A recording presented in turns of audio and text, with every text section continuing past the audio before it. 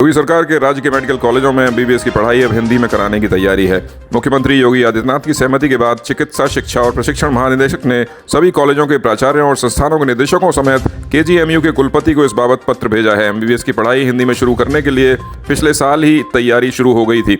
मध्य प्रदेश में इसे पहले ही लागू कर दिया गया था। अब यूपी में भी योगी सरकार ने यह पहल की है। बताया गया है कि एमबीबीएस के पाठ्यक्रम संबंधी किताबें हिंदी में तैयार की गई हैं। दिल्ली में छेड़छाड़ के एक मामले में समझौते के बाद मनचले ने फिर हरकत करते हुए इस बार छात्रा के अश्लील फोटो इंस्टाग्राम पर अपलोड कर दिए। एसएसपी के निर्देश पर अब पुलिस ने एफआईआर दर्ज कर शोहदे के खिलाफ कार्रवाई शुरू कर दी है। सीवीगंज थाना क्षेत्र में किराए पर रहने वाले गोंडा के मजदूर ने छात्रा से छेड़छाड़ की थी। मामले की शिकायत पीड़ित छात्रा के पिता ने पुलिस से की तो पुलिस ने दोनों पक्षों को बैठाकर समझौता करा दिया। आरोप है कि मनचले युवक ने इस बार छात्रा के आपत्तिजनक फोटो इंस्टाग्राम पर अपलोड कर दिए। पुलिस आरोपी युवक की तलाश में जुटी है।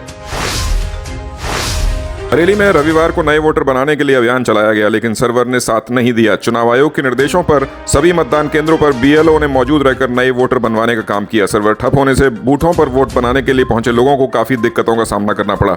कई घंटे तक वेबसाइट ठप रहने से बीएलओ भी परेशान रहे। बता दें कि जिले में नए वोट बनवाने के लिए 2 दिवसीय अभियान का आज दूसरा दिन था।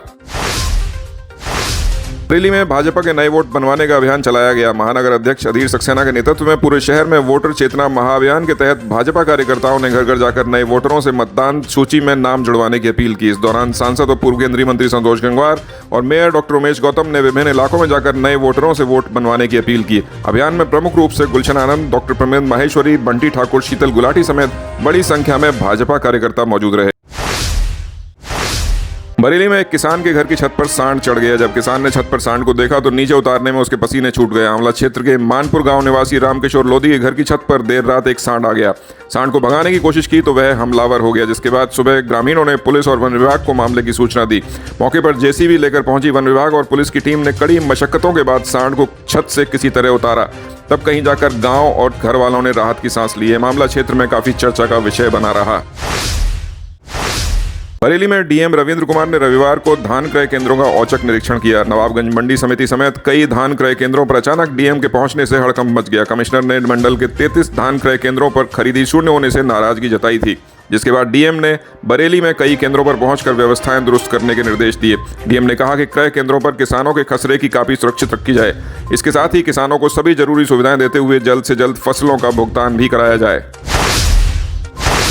बरेली के मनोहर भूषण इंटर कॉलेज मैदान में पटाखा बाजार में दुकानें लगाने का विवाद तूल पकड़ने के बाद अब थाने तक पहुंच गया है। दुकानें लगाने को लेकर 2 पक्ष आमने सामने आने के बाद विवाद शुरू हुआ था। व्यापारियों ने देर शाम प्रबंध कमेटी पर कमीशन बढ़ाने का आरोप लगाते हुए शिकायत की है। दुकानें लगाने को लेकर सत्यम सक्सेना और शोभित सक्सेना पक्ष आमने सामने आ गए हैं। एमबी इंटर कॉलेज के प्रधानाचार्य मनोज कुमार के अनुसार कॉलेज प्रबंधन ने शोभित को अनुमति दी है। शिकायत मिलने के बाद अब पुलिस पूरे मामले की जाँच में जुटी है।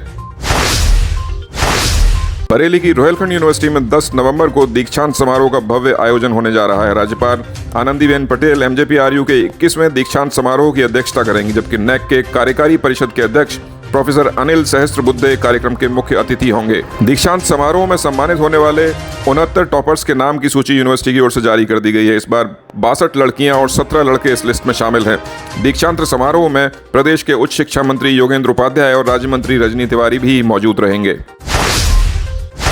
बरेली में अष्टम आयुर्वेद दिवस के मौके पर बाइक रैली का आयोजन किया गया। गांधी उद्यान से शुरू हुई आयुर्वेद बाइक रैली को एडीएम सिटी सौरभ दुबे ने हरी झंडी दिखाकर रवाना किया। रैली में बड़ी संख्या में विभाग के चिकित्सा अधिकारी, पैरामेडिकल स्टाफ, योग प्रशिक्षकों समेत वरिष्ठ चिकित्सक डॉक्टर प्रमेंद्र माहेश्वरी मौजूद रहे। इससे पहले गांधी उद्यान में धन्वंतरी पूजन के साथ ही योग प्रशिक्षकों द्वारा मौजूद लोगों को योगाभ्यास भी कराया गया। इस मौके पर क्षेत्रीय आयुर्वेदिक यूनानी अधिकारी डॉक्टर अब्बास अली ने सभी का आभार जताया।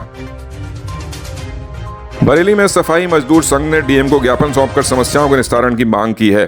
ज्ञापन में सफाई कार्य में ठेका प्रथा को समाप्त करने और संविदा कर्मियों को 7वें वेतनमान का लाभ दिलाने और मृतक आश्रितों की नियुक्ति की प्रक्रिया को सरल बनाने समेत कई समस्याओं के निस्तारण की मांग की गई है।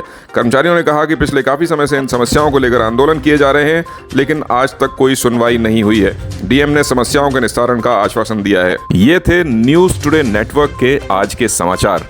ऐसे ही ऑथेंटिक और रिसर्च ओरिएंटेड कंटेंट के लिए लगातार न्यूज टुडे नेटवर्क के न्यूज बुलेटिन को फॉलो कीजिए।